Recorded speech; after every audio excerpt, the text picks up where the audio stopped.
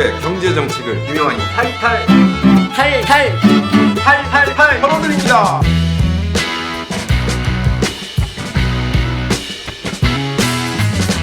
안녕하세요. 메리츠 미디어 시청자 여러분. 7월 25일 김영환의 경제 왁싱 시작하겠습니다.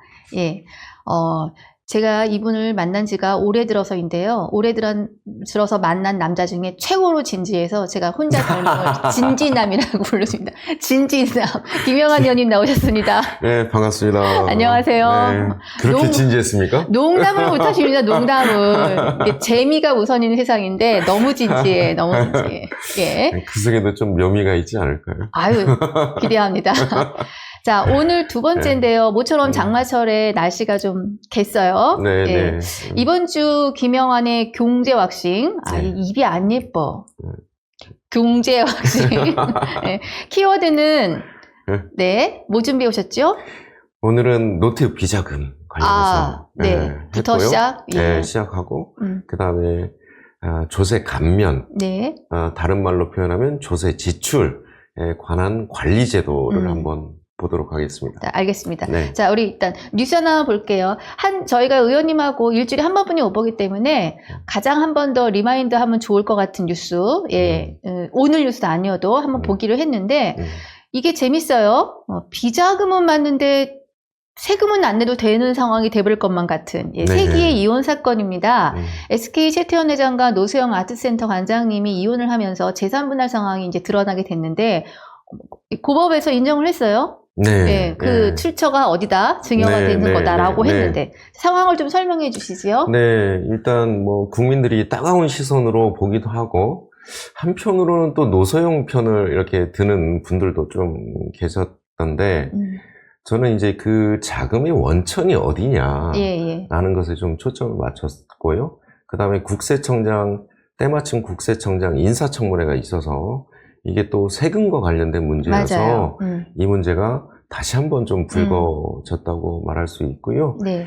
이게 발단은 사실은 김옥숙 메모로부터 시작했습니다. 예, 제가 예. PPT 혹시 나가는지 모르겠는데 이게 이제 98년 메모가 있고요.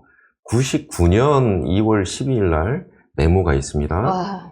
예, 그런데 99년 이제 업데이트된 메모 한번 보시면 네. 686억이 보이죠? 네. 거기에 현금 상황이라고 해서 뭐 은행에 누구 뭐 61억, 금고 10억 1,000만 원, 뭐 그러니까 집이라고 생각이 들어요. 1억, 결채 5억, 한식 투자. 저는 어떻게 한식 투자라고 한 건지, 한국 투자라고 하는 건지 적어도 이제 추적을 조금 해봐야 되는데. 네. 근데 채권 보세요. 예, 84. 84. 분명히 이게 기명으로 했으면 네. 차명으로 관리됐을 거고 예. 무기명 채권이었으면 이제 출처를 이제 봐야 되는 거고요. 그래서 총 218억 5천만 원인데 합치면 904억 5천만 원입니다. 네. 와닿지 않는 숫자입니다. 네. 그런데 저기에 사실은 노소영 씨와 관련된 거는 네. 99년 2월 10일 그쪽 메모, 중간 메모, 네. 선경이라고 써 있죠? 예. 거기에 300억. 300억이 사실은 노소영 관련된, 재산 분할 관련된 네. 이슈였다. 그런데 우리가 나머지 300억 빼고 604억 5천만 원도 궁금하지 않으세요? 네. 궁금합니다. 정말 궁금하지 않았어요. 저는 궁금해서 질의를 했습니다. 예. 사실은 이게 다 금융실명제법 위반일 가능성이 매우 높고요. 그렇지요. 예. 그 다음에 3년 전에 노태우 씨가 죽었지 않습니까? 그러면 과연 권리가 누구 거냐? 네네. 김옥숙 씨가 특별히 뭐 일을 해서 월급 받아서 모은 904억은 아닐 거고요. 네. 이게 분명히 노태우 씨의 불법 자금이었을 가능성이 매우 높다. 높지요. 그러면 이 전체 자금이 노태우 씨의 권리인지 네. 아니면 김옥숙 씨의 권리인지 아니면 성경 300억처럼 노소영한테 증여가 이미 돼서 네네. 뭐 노소영 씨는 그렇게 주장을 하겠죠. 살아생전에 자기 거라고 증여된 거라고 이렇게 얘기를 할 수도 있습니다. 그런데 또 출처를 봐야 되는 게 이게 대여금일 수도 있어요. 예. 그러니까 최태원 아버지, 그러니까 누구죠? 최종현 씨한테 노태우 씨가 빌려준, 그러니까 권리는 노태우 씨에게 있는 여전히 갚아야 되는 그런 대여금일 수도 있거든요. 그러면 네.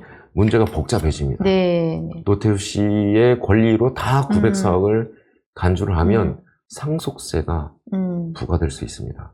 의원님 말씀 정리하면 누구 돈이냐? 그렇죠. 그리고 어떻게 만들어졌냐? 그렇죠. 이 두 가지네요. 두 가지죠. 예. 그런데 지금 법적 그 한계는 네. 이 자금을 지금 몰수하지는 못하는 상황입니다. 예. 법적 미비가 좀 있어요. 예전에 법이 이제 그 전두환 몰수법이라고 해서 네. 공무원 범죄에 관한 몰수 특별법이 있는데 네, 네. 이게 이제 죽은 사람에까지 몰수를 하자라는 그 법이 2020년에 한번 올라왔다가 위헌 소송 이제 위헌 문제가 좀 있어서 통과가 안 됐어요. 그래서 법적으로는 이거를 몰수하지는 못하는 상황이고요. 예. 나중에 추가적인 제도적으로 한번 좀 살펴볼 필요는 있습니다. 이걸 과연 몰수할 수 있을지 없을지. 그런데 또 이제 위헌 문제가 이제 들어서긴 하겠죠. 죽은 자에 대해서. 예, 지난 그 강민수 국세청장 후보 인사청문회에서 의원님께서 질의를 하셨고, 그때 사실은 근데 강 청장 후보님이 이렇게 좀 열린 답변을 한 건가요? 안 한 건가요? 그 정도면 되게 열린 답변인 건가요? 네.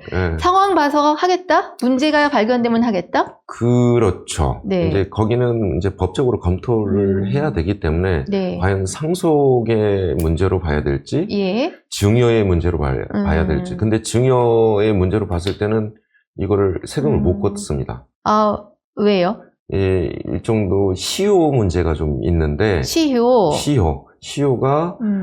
원래 증여세법에 의하면 신고한 경우에는 10년 이내 그 다음에 신고하지 않은 그 증여에 관한 경우에는 15년 시효가 있습니다.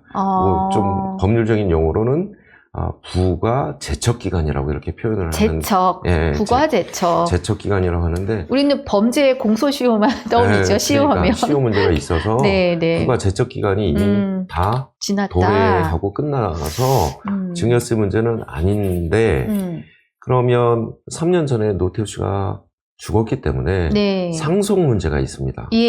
그리고 김옥숙 씨 재산이라고 전액 봐도 김옥숙 씨가 지금 그쵸? 생전에 있죠? 권리관계 한번, 그러니까 누구 건지 권리관계를 한번 봐야 되고, 그리고 김옥숙 씨가 자기 재산이라면, 나중에, 돌아가실 때 상속 문제가 있습니다. 그래서, 이 문제는 끝까지 아마 세금 문제는 쫓아갈 거다. 그러네요. 네네. 우리 차기 국세청장님 열린 답변보다 조금 더 세게 나가셔도 될 것만 같은데요. 네, 그래서 저는 좀 국세청이 전향적으로 좀 어차피 이 문제는 불법적인 요소가 크고요.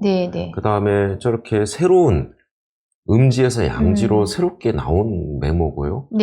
새로운 자금이잖아요. 그쵸. 그러니까 저는 충분히 세무조사를 시행해도 좋다라는 그런 의견으로. 왜냐하면 그때 이제 문제가 뭐였냐면 강민수 청장의 논문 문제가 있었습니다. 12.12 거사라고 표현을 했잖아요.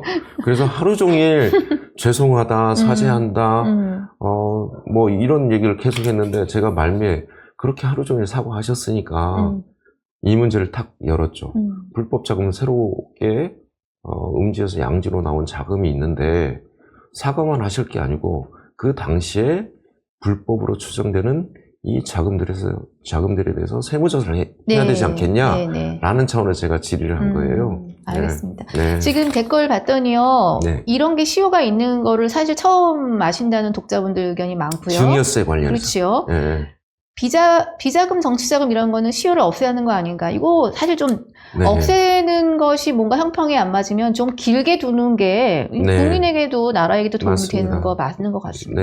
끝까지 추적 부탁드립니다. 그리고 저는 공무원 범죄에 관한 몰수특별법은 앞으로도 앞으로도 저는 예상되는 게 좀 있다. 아, 그거 기재위 소관이에요? 예, 공무원 저희는 건. 예. 알겠습니다. 그래서 이 부분은 제도적 보완을 좀 해서라도 네.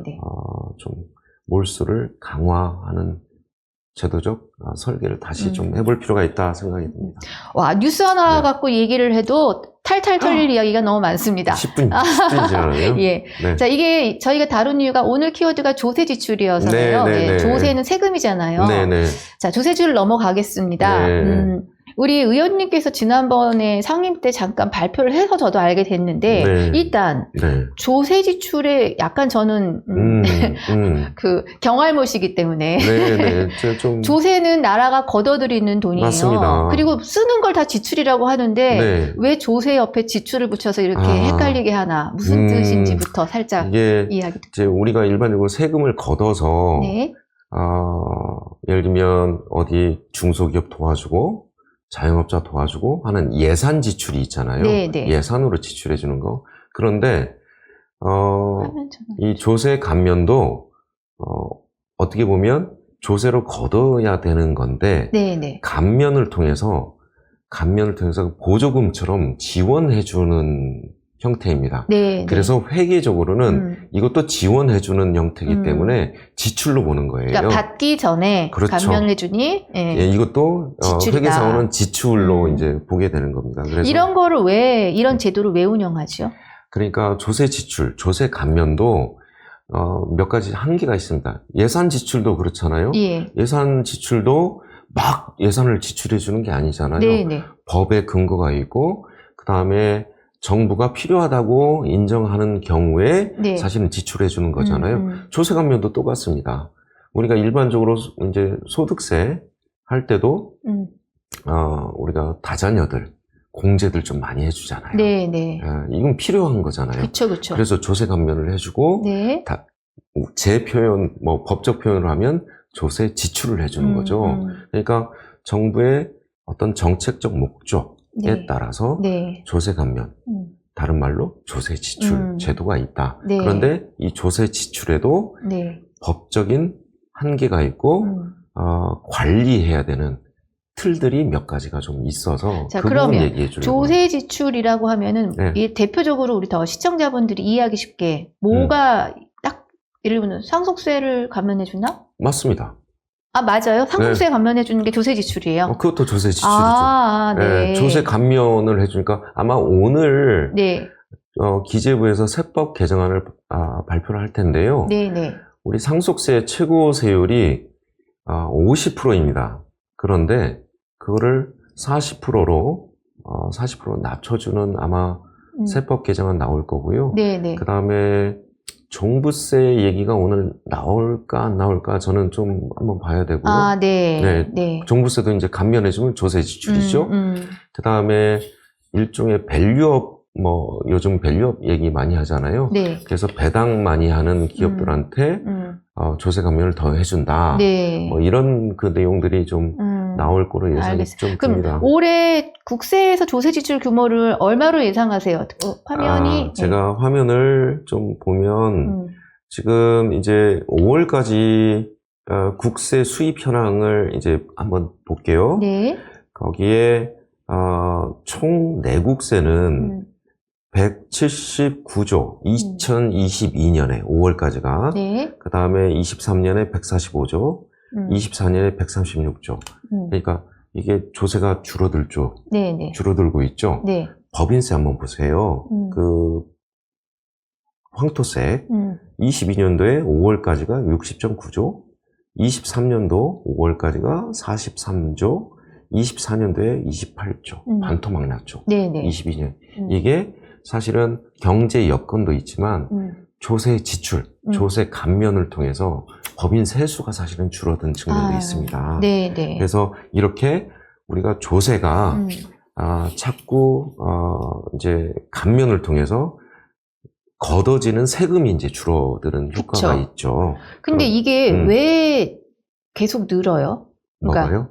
조세 지출이 왜 늘어요? 왜 이렇게 조세 감면을 이제 많이 해주는 거죠. 그러니까 왜 감면해요? 빨리 악착같이 받아내야 되는 거 아니에요? 네, 그래서 저는 뭐 이제 비슷한 생각인데, 예. 이제 이게 조금 이념적인 건데요. 네. 큰 정부를 지향하는 국가들이 좀 있습니다. 이를테면 스웨덴, 노르웨이, 핀란드처럼 복지 국가들은 세금을 많이 걷고 그러니까 조세를 많이 걷고 예. 예산 지출을 많이 해주는 거죠. 복지 정책이라든가 그렇죠. 뭐 예산 예. 지출을 많이 해주죠. 그런데 특히 이제 신자유주의를 지향하는 네. 또 그것을 지향했던 네. 국가들의 어떤 시기 때는 작은 정부를 지향합니다.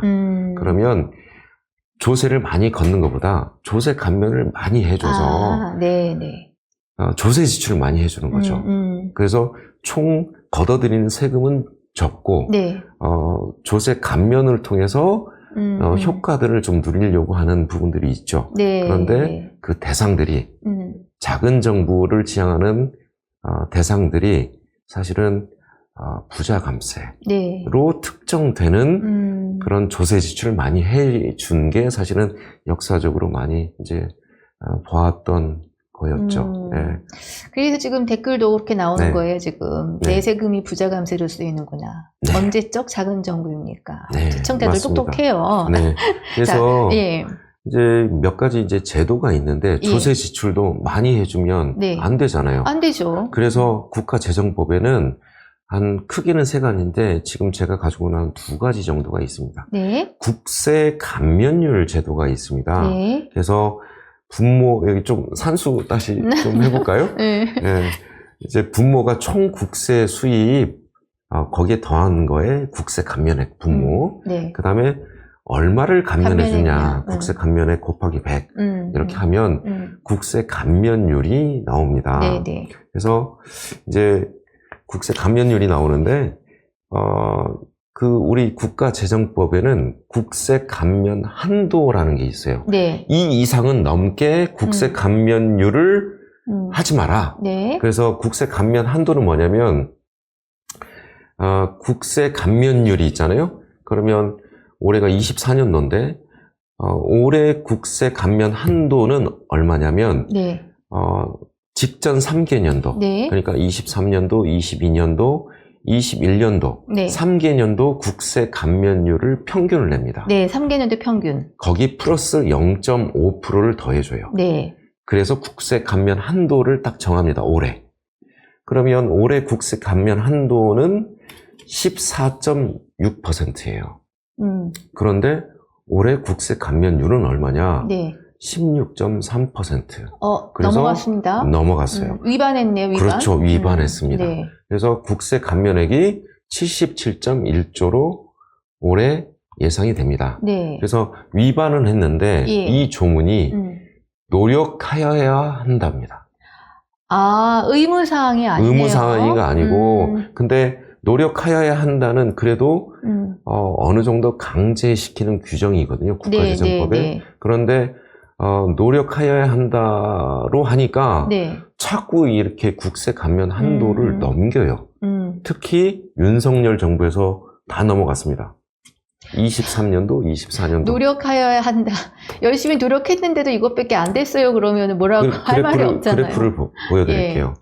국세 감면율 지금 네. 23년도, 24년도 넘어갔죠. 네. 법정 한도는 아까 말씀드렸다시피 국세 감면 한도는 14.3%, 14.6%인데 이미 2개년도 연속 넘어갔습니다. 네.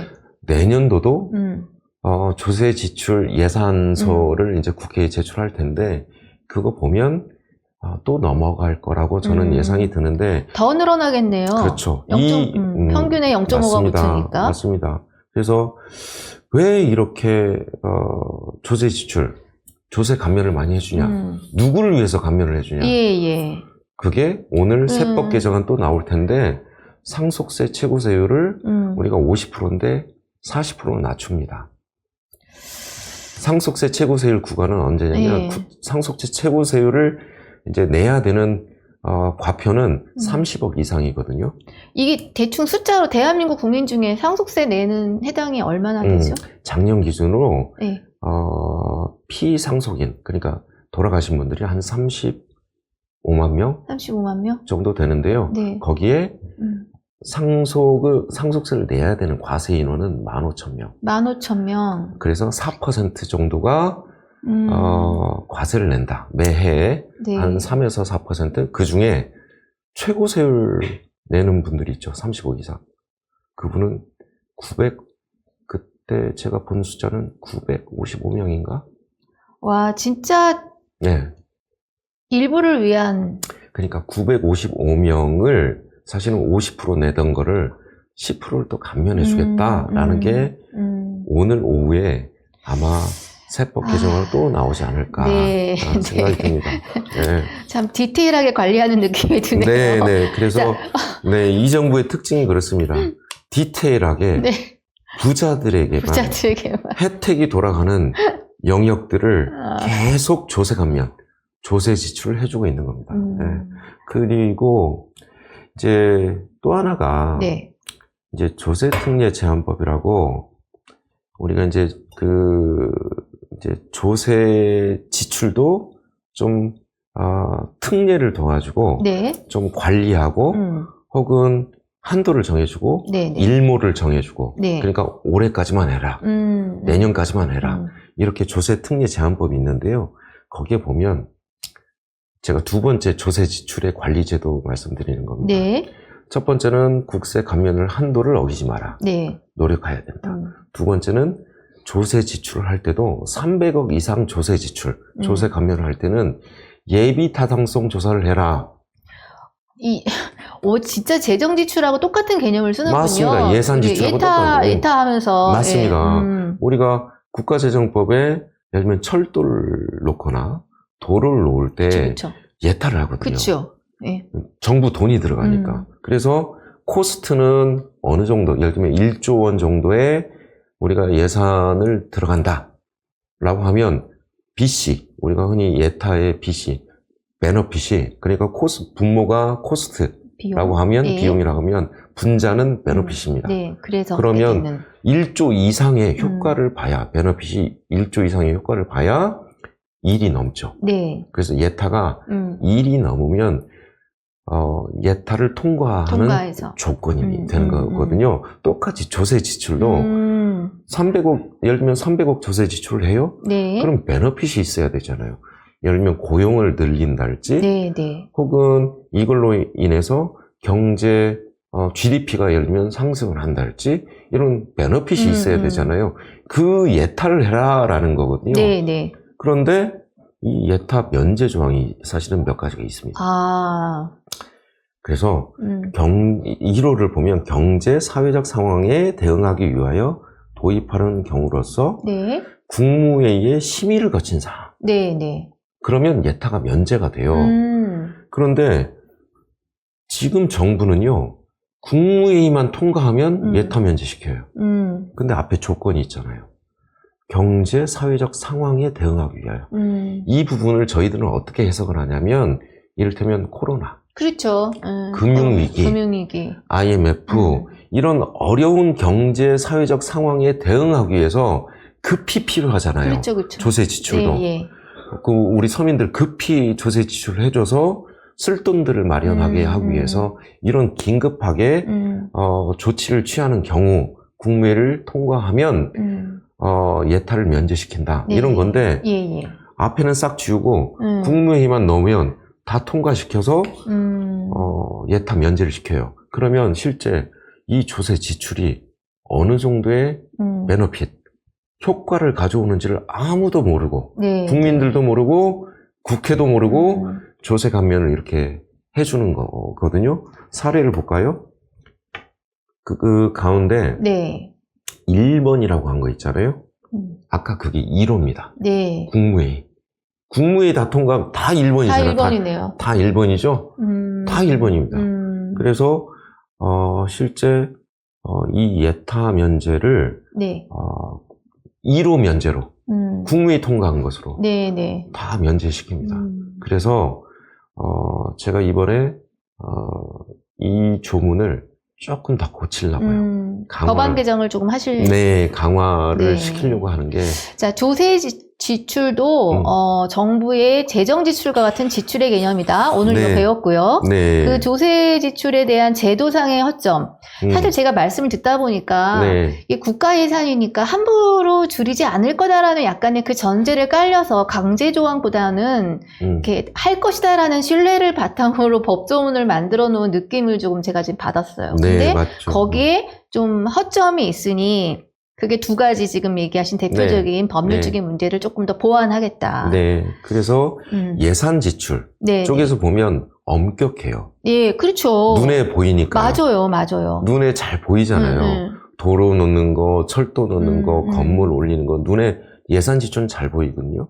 그런데 조세 지출, 조세 감면은 잘 안 보여요. 그렇죠. 네. 슬쩍 넘어갈 수 있는 사안입니다. 네, 그래서 이 조세 지출 관리 제도의 허점들, 네. 이 부분들은 예산 지출처럼 제도를 강화해야 된다. 그래서 국민 돈, 국민 세금이 예를 들면 우리 그 근로소득세 같은 경우는 정말 우리 유리지갑이라고 하잖아요. 네, 달마다 따박 이제 내가 내지 가져가잖아요. 않아도. 네, 그런데 이 세금을 조세 지출, 조세 감면을 통해서 네, 네. 보이지 않게 네. 지출을 한다면 억울하지 않겠습니까? 그럼요. 네. 지금 댓글에 보니까요, 네. 955대 4,900만 명이라고. 네. 참, 뭐 적은 숫자지만 이분들은 많이 갖고 계신 분들이에요. 네, 그래서 네. 뭐더 이상 말 안 하고 싶습니다. 자, 네, 네. 오늘은 네. 두 번째 김영환의 경제 왁싱이었는데 네. 지난번보다 쉬웠어요. 좀 쉬웠어요. 제가 조금 이 경제가 네, 솔직히 이제 좀 자기하고 먼 거라고 생각할 수 맞아요. 있는데 네, 본인의 삶에 어떻게 보면 정부 재정, 정부 아까 얘기했던 조세 지출 이런 것들이 우리 삶에도 가깝게 좀 와 닿을 수 있도록 이렇게 네. 좀 설명도 하고 좀 해보려고 많이 노력을 하고 알겠습니다. 있습니다. 예, 저 정말 30분 금방 갔네요. 네. 지금 든 생각이요. 네. 우리 의원님하고 하는 이 방송 목요일날 오전 아침에 30분을 투자하면 네. 경제 상식이 늘어나고 네. 내가 낸 세금이 또 어떻게 쓰이는지 아주 구체적인 이야기를 알 수 있는 그런 굉장히 알찬 방송이 될 것 같다. 네, 네. 계속 진지하십시오. 고맙습니다. 예. 저희 계속 공부를 열심히 해서 네. 가장 알기 쉽게 우리 일반적으로 좀 알아둬야 될 네. 상식 같은 진주들을 잘 찾아가지고 알겠습니다. 와보도록 하겠습니다. 여러분 오늘은 조세 지출만 기억하시면 좀 될 것 같고요. 오후에 기재위가 발표하는 내용은 아마 다음 주 목요일에 조금 기재부가 발표할 기재부가 발표할 거는 다음 주에 또 우리 의원님께서 좀 조목조목 분석을 해주실 거라고 봅니다. 네. 시간 거의 다 돼갔는데요. 그래도 오늘 마무리 멘트 우리 네. 나라 경제 걱정하는 네. 영환 경제 일원 제가 네. 이런 생각을 제가 조금 이제 그 노태우 비자금을 보면서 예. 이런 생각이 좀 들었어요. 그러니까 죽음과 세금은 피할 수 없다. 아우 죽음과 세금은 피할 수 없다. 여기 하나 더 붙이자면 불법 자금은 끝까지 추적한다. 끝까지 추적한다. 우리가 앞으로 좀 해야 될 일들이 아닌가 이렇게 생각이 듭니다. 네. 이 조세정의도 해당이 됩니까? 그렇죠. 네, 조세정의 구현합시다. 네, 네. 예, 오늘 두 번째 주 김영환의 경제학식 조세 지출 이야기를 했습니다. 또 다음 주에 뵙겠습니다. 네, 반갑습니다. 감사합니다. 네, 고맙습니다.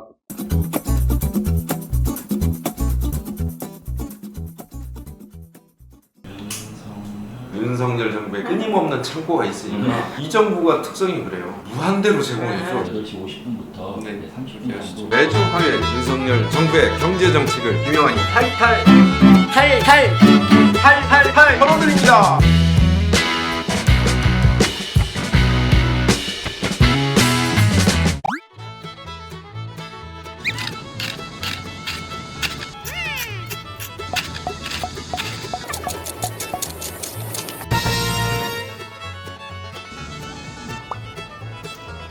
이 정도는 파셔야죠.